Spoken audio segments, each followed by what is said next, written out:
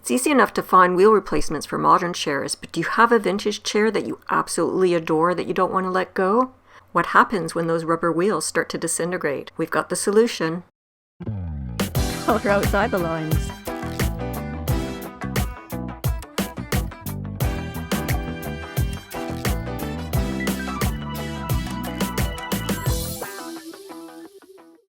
This vintage chair needs some help. Unfortunately, these wheels need to be replaced. As you can see, we've already started to remove them. So here's the original vintage wheel, and as you can see, our only choice in a new rubber wheel was something that was just too short. The stem here is too short and it was too wobbly. It really needs the full length of this stem. So what we've decided to do is purchase this wheel here. And as you'll see in a moment, we're going to take it out to the garage. We're going to remove this and we're going to transfer this wheel onto here. But first, we're going to have to somehow remove that wheel. So we're going to show you that process. These are all the tools we need. Heavy-duty leather gloves to keep your hands safe. A pair of safety glasses. Then we're going to need a pair of, we used a pair of vice grips, a set of punches, a set of drill bits. We have a Dremel tool with a cutoff wheel on it, a very small metal cutoff wheel. We have a hammer. We have a drill. And two more pieces we're going to need is a Torx screwdriver and a Torx bit to take the new wheel apart. That's going to be for this. These are just screwed together, the new ones, so they just come right apart with a Torx bit. So let's move over to the workbench here. So here's one that's already taken apart. You can see the original wheels. It's a solid little axle, no screws or anything on there, so we have to remove that. And you can see in this case, that's what we've done. There's the post, the original post, there's the original wheel, and that's the original axle. And these wheels, they look fine, but they're actually disintegrating. They're coming apart on the floor. So they had to be replaced. We found these wheels that are the same 2-inch size, clear rubber, and they came in a set of 4, and they're made to bolt onto a bottom of a cabinet to make their casters for a cabinet. But we don't need this part. We needed the original post, so we're going to undo this and attach it onto there. So I'll show you how we do that. And then in the end, it will look like that. Brown, beautiful new wheels on there. Using the original post. So that's what we're aiming for. That's what we're aiming for. So here are the 3 stages. The original with the wheel removed, the wheel that we're going to replace. We have to remove that from this. And then here it is on its new post, new old post. So first, some safety precautions. Always use a vise bolted to the table so that you can insert the wheel and tighten it. Also put on some full coverage safety goggles and some heavy gloves. Yeah, that's good. Okay. So we've got the wheel in the vise, we've just tightened it right up and we're ready to start drilling. You'll notice that we've got the part with the little divot. Little dimple in the side, that's the side we're going to drill into. This is a solid shaft in here, you can't unscrew it, so we have to drill it out, and we're going to very carefully drill from this side. I've got a 1/4-inch drill bit, but the largest I have in this set. So this is what this is going to look like once we get the post out. This is the post we're taking out, so you can see the rounded head. This is the side we're working on. That would have slipped through there, so we need to take the head off of this side to punch it through. Take the wheel off, and the wheel would have been on that axle. So what you want to do is have a drill bit that's smaller. Slightly smaller than that, but we're trying to get rid of as much of this metal as we can. We're going to drill down as far as we can safely. You can see we've taken most of it away. We have to be very careful we don't damage this piece of metal though. So we can go a bit further. Now, let's just get a close-up of that. All that's left is a little ridge around the outside now. I can go just slightly further. Now we have to be careful, we can't drill all the way till this piece is through the metal, because we'll make this opening too big on the original piece of metal and our new axle won't fit. So I'm only going to go about that far, and then... So let's just show where we're stopping. So we're stopping with, there's still a little bit of edge around this metal. I can go just a touch more. Oops. We don't want to disturb. We don't want to disturb this metal any more than we have to. So we still need our new axle to fit through that hole. So you just have to eyeball this. Now what I'm going to do is take this drill bit off because it's not exactly in the center, and if I kept going I would go right into this metal. So I'm going to take a smaller drill bit, take a little bit more metal away. I just want to remove a little bit more metal in the center.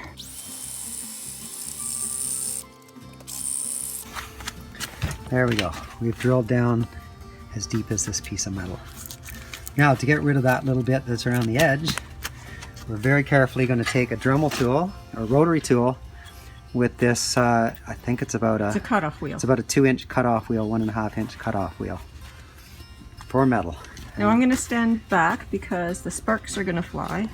And we're just going to very carefully try and remove that edge without damaging this metal here.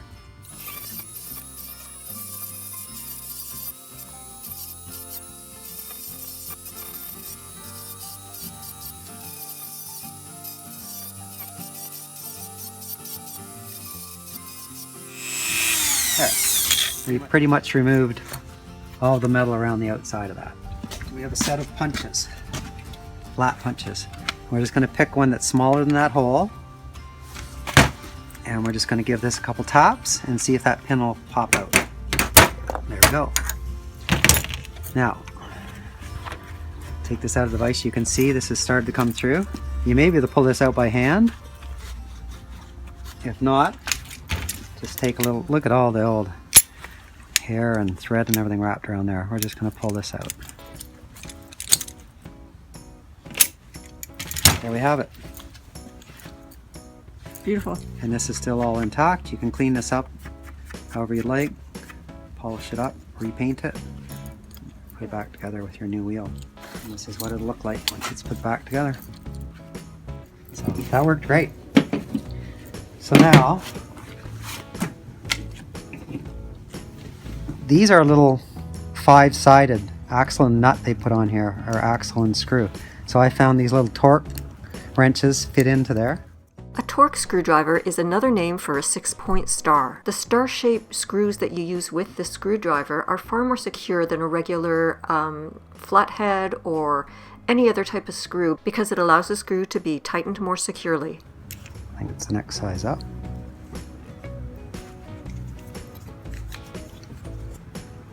Fits that perfectly.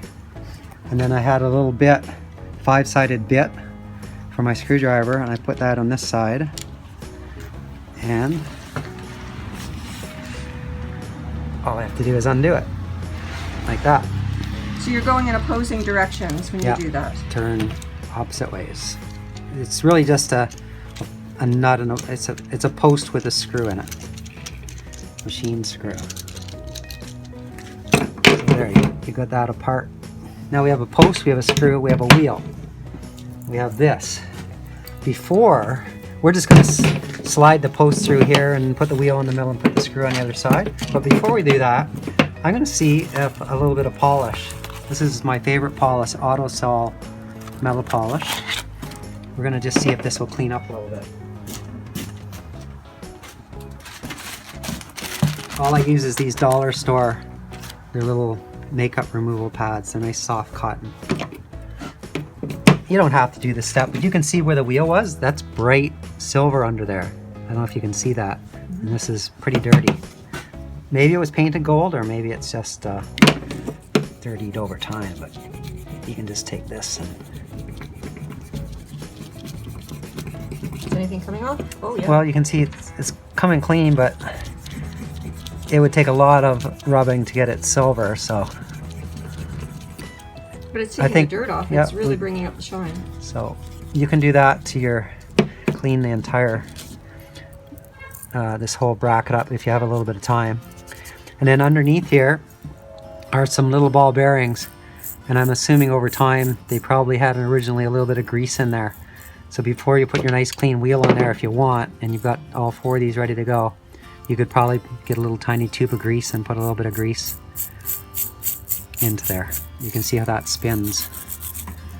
And it looks pretty dry to me. It's probably never been greased in 50 years.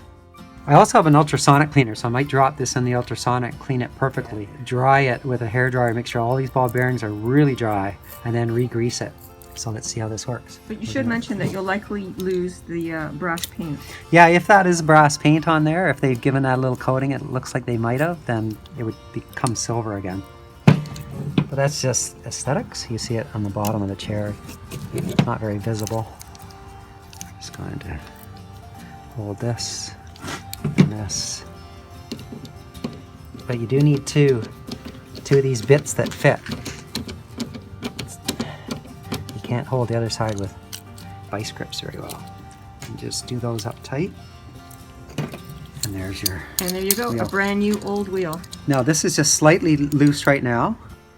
To keep your new bolt tight, you can add a little bit of what's called Loctite to the screws, and that'll just keep it from slipping, and it'll be good and tight and good to go. So you've changed a wheel like this into a wheel like this.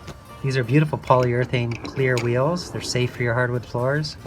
And they won't come apart and mar your floor. Oh, that'd be beautiful. This is Loctite thread locker. It's the blue version. With the blue version, you put it onto a bolt where you're putting it into a screw, and it helps stop the screw from vibrating out of this post or out of a nut. You don't want to buy the red version. The red version locks it permanently, and you have to use heat to remove it. This one you can still get loose with a screwdriver with a little bit of force. So that's confusing because it says blue, but the package is red. Yeah, exactly, but it's the blue version. Go figure. We're just going to put a drop on this thread here, only one tiny bit, and a little bit of blue, and then you're going to put this in. Do it up. Now this sets in about 5 minutes and it cures in about 24 hours. So we're going to leave the wheels off until then. I'm finding this one, this little solid bit works much better than the star bit, but I only have one of these, so we're going to have to make do.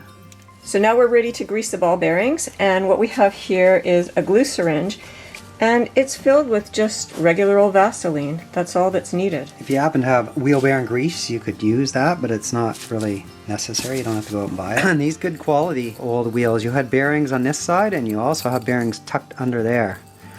And when I put this through the ultrasonic, it took all the grease, all the oil, everything out of here to clean it up, all the dirt. But now they're still spinning, but they're dry. They like a little bit of grease or oil. So what we're going to do is use this, and we're just going to, you can see it coming out the end there. We're just going to squeeze around a little bit all the way around here into all these ball bearings. Doesn't take much. Yeah, don't overdo it or you have it oozing all over your floor. Yeah, and as this spins, it's going to redistribute this all around those little bearings. So we've done the outside. We're going to get into the inside there and just put a little bit in there. We're going to spin this, if we can, and get a little bit all the way around. And we're going to take a little Kleenex, wipe the excess off, and we're just going to spin that. You can see the ball bearings are moving, and they're all greased really well now. They're really quiet too. Yeah, super quiet now. See They've that? never been that quiet. No. Probably never been re-greased since it was new about 60 years ago. Wipe the excess off, and there you have a beautiful wheel. Nice and quiet. Wow. Hear the difference?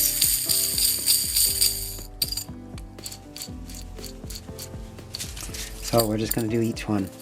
This is just a glue syringe with a plastic tip, and you can cut the tip wherever you need it to make it wider or smaller. This is quite near the end to keep it small.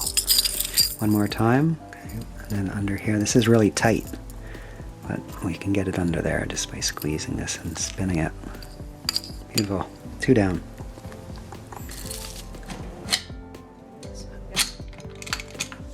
So the wheels are all done. It's ready to go into service again.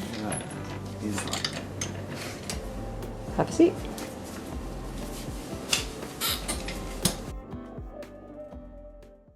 You can find the full tutorial over at birdsofafeather.ca, and don't forget to like, share, and follow right here. Want more budget-friendly, unique upcycle DIYs? Be sure to watch another video.